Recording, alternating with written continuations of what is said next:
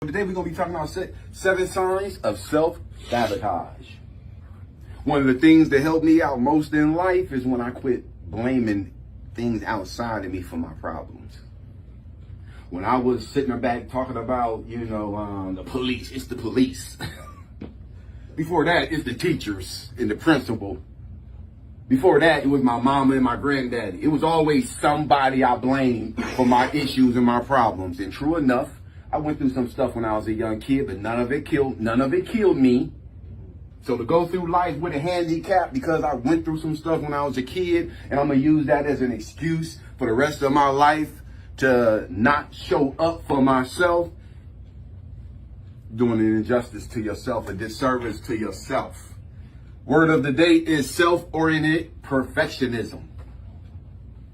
That's what a lot of people suffer from. A lot of people online nowadays, they want to come off as perfect.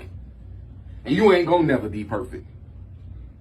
You ain't gonna never do everything right. You ain't gonna never say everything right. As long as you live on this earth, you will never, ever, ever achieve perfection. So in order to spend your life trying to attain perfection, you're just wasting your time. Self-oriented perfectionism. Someone who is perfectionistic. Someone who is perfectionistic. The belief you need to be perfect no matter what happens. Saying of the day, the early bird always gets the worm. What do y'all think of when y'all hear that? Huh? My grandma used to. Your grandma used to say that a lot? Yeah, the early bird always gets the worm, which means get up early. First in line is the first one in the door. First come, first serve. Come on.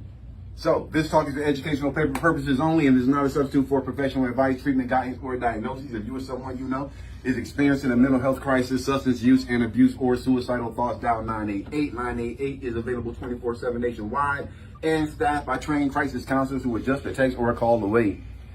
I want to say thank you to my 2 people here. They worked late last night. They actually can be in the bed sleeping, but they chose to come to crew. So, kudos to them. Good stuff. 7 signs of self-sabotage. Have you ever had one of those days when you just can't make anything work? It started off bad and it just gets worse after that. I've had it. I think we all have had that. We wake up late and this sets a shadow on the rest of our day. Everyone has days like that, but what if you can't get out of your own way? Everyone has days like that, but what if you can't get out of your own way? If you find that most of your days are one of those days, you're probably sabotaging yourself. If you're having a bad day every day, it's probably you doing it to yourself. It can't be the whole world. Wrecking our own potential success is not just a byproduct of low self-esteem. Wrecking our own potential success is not just a byproduct of low self-esteem. It also takes a toll on our relationships. It takes a toll on our health. It takes a toll on our finances. And it takes a toll on our career. A person who self-sabotages themselves, at the root of that has low self-esteem. Oh, here we go. 7 signs of self-sabotage. Number 1, you're too hard on yourself. We are our biggest critics. Sometimes we are our biggest problem. Remember that self-talk we talked about last week? We do that to ourselves. I'm too fat. I'm too tall. I'm too short. I'm too skinny. I'm too black. I'm too light. My nose too big. My nose too small. My arms too short. It be some silly stuff people be tripping about, bruh. And it all be up here. Because once you fix one thing, it's just a hamster wheel. You back trying to fix something else. You're going to find something else wrong. You ain't gonna never find that perfectionism. People like this are constantly putting themselves down or picking apart everything they do. Did y'all hear that last part? People like this are constantly putting themselves down or picking apart everything they do. They are not able to let their own mistakes go and replay everything they do wrong. You're in a loop. You constantly ruminating on your mistakes. You're constantly haunting yourself with the past. Your mistakes are the past. Hey man, come on man, don't be doing that.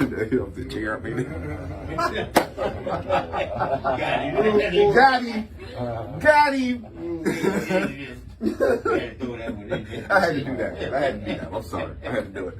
All right, so people like this are constantly putting themselves down or picking apart everything they do. They are not able to let their own mistakes go and replay everything they do wrong in their mind. Self-oriented perfectionism leaves you feeling like you'll never be good enough.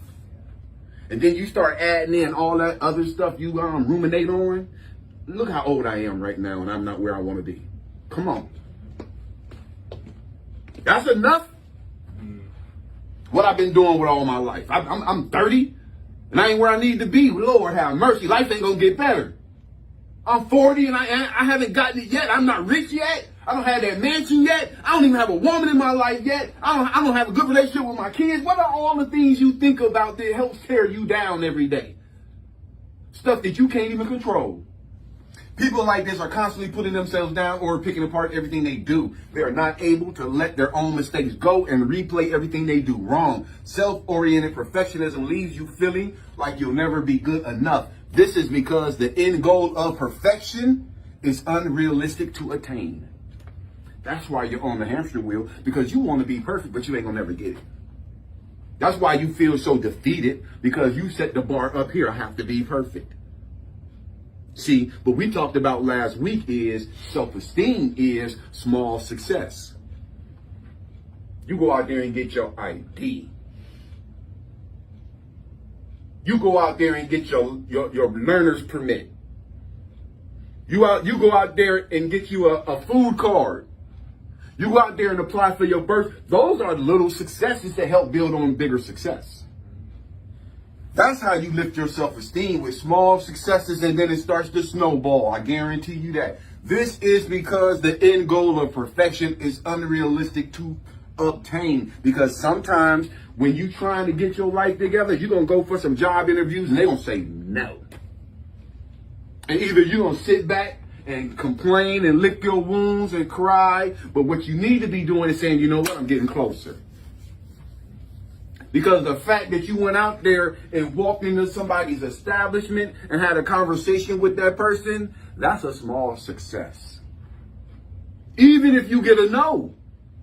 Y'all better come on with me today, man, because we finna be riding in a minute. Y'all better strap in, bro, because I got a lot more stuff to get through. This is because the end goal of perfection is unrealistic to attain. Not surprisingly, constantly feeling as though you don't measure up leads to lower self-esteem and higher feelings of failure. Your fear of making mistakes paralyzes you from taking any productive steps ahead. Being overly self-critical can also hurt your mental health and resulting in feelings of loneliness and hopelessness. Well, loneliness and helplessness, anxiety and depression. 7 signs of self-sabotage. Number 2, you have a red pencil mentality. Yep. Red pencil mentality. You're always quick to point out the negatives. Even when good things are happening, you only want to focus on that. Let me find out something bad about this good thing that just happened. Let me pick apart this good thing just happened, because that's how I think. There's always a mistake and there's always a problem in everything. That's a red pencil mentality. You're always quick to point out the negatives. People with a red pencil mentality are always looking for the mistakes in everything and go out of their way. They go out of their way to pick a situation apart until they find all the flaws. You can't even come to them with some good news about something that happened to you. Because if you go to them with good news about something that happened to you, they're going to pick apart your success. Hey, hold on. I know you just got this good job. Don't start spending all that money yet. Don't start talking about buying a car and all that. You got to keep that job. Anybody know people like that? Yeah. Okay. People with a red pencil mentality are always looking for the mistakes in everything and go out of their way to pick a situation apart until they find all the flaws. They are surprised when plans work out well. Because they'll sit back and tell you how it's not going to work. And you go through it anyway and come out on the end and become successful. And they sit around like, wow, how did that happen? They can't believe it. They are surprised when plans work out well. Pessimism doesn't just sabotage your goals and relationships, but it can also be bad for your health. A study found that people who consider themselves as pessimistic were 2.2 times more likely to die of coronary heart disease than more optimistic participants. People who go through life like that, you're going to affect your health, your physical health. 7 signs of self-sabotage. Number 3, you always wait until the last minute to do something. You don't show up for yourself. You put stuff off over and over and over, and then you got to rush to get it done. Instead of being proactive, you are a reactive person. You always trying to pull some stuff together. You always doing damage control. And the only reason you got to try to pull stuff together now at the last minute, the only reason you got to do damage control now at the last minute, because you didn't do what you were supposed to do when you were supposed to do it. And now that's normal for you. That's normal to be like that or be in that mode. Damage control mode. That's like you got a little toothache, your tooth hurt just a little bit. You go to the dentist. Dentist say to you, hey, just did an x-ray, you got a little cavity in the back of there. I can go ahead and drill in there, fill it in, take care of it for you right now. Oh, I got to go back to work. They only gave me a half hour for my lunch break. Why would you go there? All right, so you leave the dentist, you forget about that, keep putting it off. Now you got a crater-sized hole in your tooth. Now it's done spread to 3 other teeth. Now to save all those teeth, you got to go to the dentist. You got to take this out. You got to do a root canal. Now your face like this on the side of your mouth. Because now you got to react to the pain. Are you familiar with the saying, the early bird always gets the worm? Yes, we are. People who self-sabotage don't respect this idea because procrastination is putting off a task until it is critical. Avoiding a task because you don't feel up to it is normal from time to time. Doesn't make you a bad person because sometimes you don't feel like doing some stuff. Because sometimes you might get dressed and get ready to go somewhere and say, you know what, I really don't feel like doing that. I changed my mind. Nothing wrong with that. But that's not what we're talking about with this here. Here we go. So, by being a procrastinator, you end up being dissatisfied with everything you do. Research shows that people who describe themselves as procrastinators report higher levels of stress and anxiety. They also are more prone to depression. 7 signs of self-sabotage. Number 4, your life is disorganized. Your room is unorganized. Your house is unorganized. Your car is unorganized. Your clothes are unorganized. Everything about you is a mess because basically what it is a reflection of what's going on in the inside of the man. Because it don't take nothing to take some time to iron some pants. I'm worth taking time to iron a pair of pants. I'm worth taking the time to hang up all of my shirts so when I get ready to grab one, I'm not just walking around like I just slept in it. That's important to me. Your life is disorganized. What happens when chaos is your normal? Woo, people know it. They know it. Because y'all remember that little kid on Charlie Brown with all the dust just floating around him? When you're like that, people know it. As soon as you walk up, they know it. And I ain't even talking about some of them rich dudes who walk around with, they got about 12 same color shirt, 12 same color pants, and you look at them every day, they wearing the same thing, and you're like, that's the same outfit. No, they got a lot of those same outfits, and they always clean. You just don't care about being flashy. You know who else don't like a flashy look? Einstein? Yeah. God. Better read your Bible, because he already know you ain't all that. He already know you ain't all that. And you got a nerve to act like you somebody because you put something on. What happens when chaos is your normal? Are you constantly late or miss important deadlines? If you feel like your life is all over the place, you might be sabotaging yourself in several ways. Being disorganized also lowers your self-esteem. Also, you lose things that you actually want and need. The out of control feeling that comes with being disorganized can lead to emotional eating and increases feelings of depression and hopelessness. Research shows that too much disorganization Disorganization and clutter can make people feel stressed and uncomfortable. Because when you clean up your house or you clean up your room, don't you feel better? I know I do. Go clean your car out. Get that plate and the fork out of there that's been back there for like a month with them ants crawling on it. Get that out of there, you know, go and shampoo the car, do the tires and do the inside and wipe it down with some Armor All and they look all nice and shiny for about a day. But you feel better. Yeah, you feel better. 7 signs of self-sabotage. Number 5, you don't feel authentic. You don't feel like you keeping it real. Oh man, that got to be a bad feeling to feel like you don't keep it real. You're not being authentic, feeling like you a phony. It's called imposter syndrome. It's an actual word. Imposter syndrome. Here we go. You don't feel authentic. People who sabotage themselves are pros at doubting themselves and their abilities. They don't believe in themselves. They find it hard to give themselves credit for anything. If this sounds like you may suffer from imposter syndrome, which means you feel like a phony. Feeling like a phony can lead to self-sabotage.